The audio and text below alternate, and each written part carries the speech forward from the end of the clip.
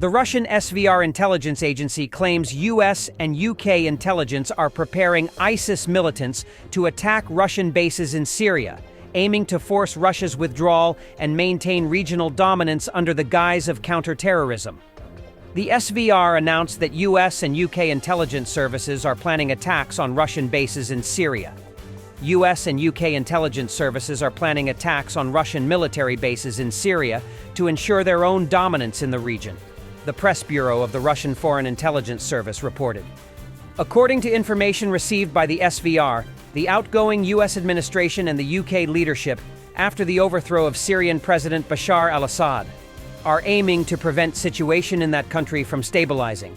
In a broader sense, they are setting the task of maintaining a state of chaos in the Middle East.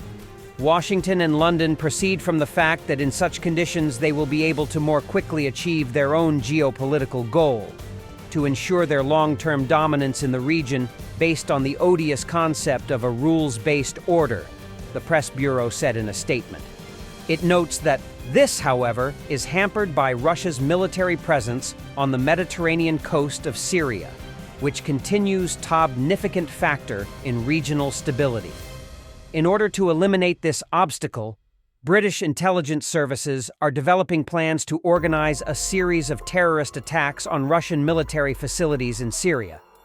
The role of perpetrators is assigned to militants of the terrorist group ISIS, a terrorist organization banned in the Russian Federation, IF, released from prison by the new authorities recently.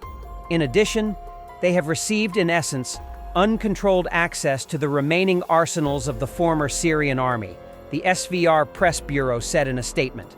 According to available information, representatives of the British MI6 intelligence service and the American CIA recently tasked ISIS field commanders based in Syria with carrying out a series of attacks on Russian military bases. To carry out this dirty work, the terrorists received attack UAVs.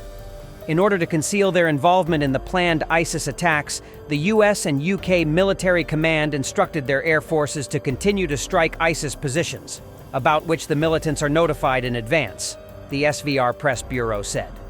The statement also says, London and Washington expect that such provocations will prompt Russia to evacuate its troops from Syria. At the same time, the new Syrian authorities will be accused of being unable to control the radicals. This approach by the Anglo-Saxons, who declare their commitment to stabilization and the construction of a democratic Syria, shows their true attitude toward this country and its people in the best possible way.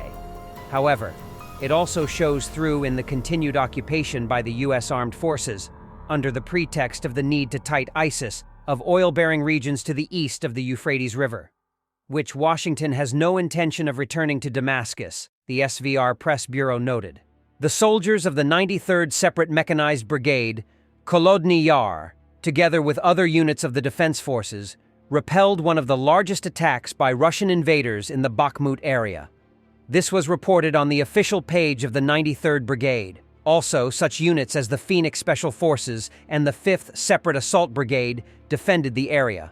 The cooperation between all units ensured the stability of the defense, which was an important factor in repelling the attack. The attack took place in the morning, when the enemy, using a dozen armored vehicles and up to 3 platoons of infantry, tried to break through the defense line near the village of Klishchivka. The enemy used armored vehicles, including BMP-2 infantry fighting vehicles and T-72 tanks, in an attempt to break through the defense.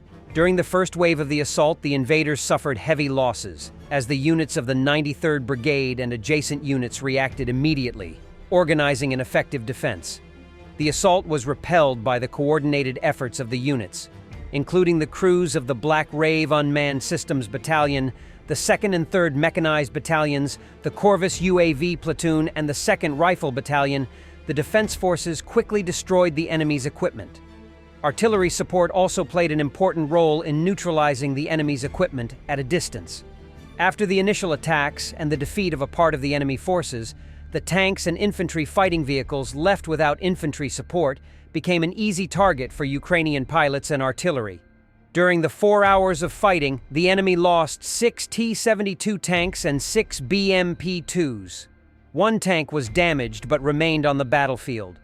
The enemy's losses in manpower are being clarified, but it is believed that the enemy had left significant forces on the battlefield, as most of the attackers had been destroyed or forced to retreat. Thanks to the effective use of unmanned aerial vehicles, mines, and artillery support, the attack was repelled and the defense forces retained control of strategically important areas. Despite heavy losses in equipment, the enemy continues to try to attack these positions, which have been repelled by the defenders. Ukrainian troops are ready for new challenges and continue to effectively hold the line. Thanks to coordinated actions, desperate struggle, and high combat capability of Ukrainian units, the enemy's attempts to advance deeper into Ukrainian territory were stopped. The Russian invaders failed to achieve their strategic goals. This success was the result of several hours of fierce fighting, which showed that the Ukrainian troops, even with the enormous scale of attacks, are able to effectively defend their land and destroy the enemy. Oboron Logistica, a Russian state corporation in the field of freight transportation and logistics, owned by the Russian Defense Ministry, has published an official statement regarding its Ursa Mayer cargo ship that sank in the Mediterranean Sea on December 23rd. The company called it a deliberate terrorist attack. According to the statement, on December 23, 2024, at 13:50 Moscow time, 3 successive explosions occurred on the starboard side in the area of the stern, after which the vessel received a sharp list to starboard of up to 25 degrees, which indicated that water was entering the ship's compartments. During the external emergency inspection of the vessel, a hole was found above the waterline, approximately 15 to 30 centimeters from the water, taking into account the rough sea. Measuring approximately 50 by 50 centimeters, the edges of the hole were jagged and directed inward. The deck of the vessel was strewn with fragments. The ship was one of the largest dry cargo ships in Russia.